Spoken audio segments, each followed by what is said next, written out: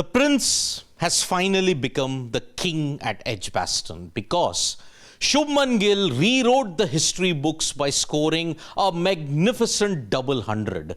And at the time of doing this video update, India had just about managed to reach the 500 run mark. Shubman Gill had reached a very, very important milestone because he now becomes only the third Indian to score a double century in England. The remarkable thing is now Shubman Gill with 222 runs at the time of doing this VOD, he has now surpassed Sunil Gavaskar. He now has the highest individual score by any Indian batter in England. Sunil Gavaskar achieved 221 in that epic chase in 1979 at the Oval. Rahul Dravid hit 217 in 2002 also at the Oval. So Shubman Gill has achieved what Gavaskar and Rahul Dravid couldn't do, score a double century apart from the Oval. He did it at Edgbaston, and because of that, Shubman Gill's career is now starting to look very much similar to Virat Kohli when you have to look at captaincy. Because first two tests of Virat Kohli, 115, 141, 146, 147 and 46 in the two matches that he captained in Adelaide and Sydney. Here, 147, 8, 222 for Shubman Gill. The remarkable thing is, the first test that they captained, that ended in a loss. Second match ended in a draw. Is this going that way? Only time will tell.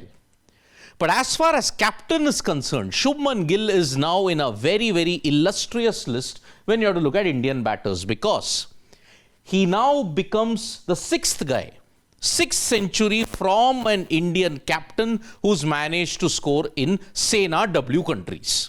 For example, Virat Kohli has hit two centuries, 153 and 200. One came against South Africa in Centurion, the other came against the West Indies in Antigua.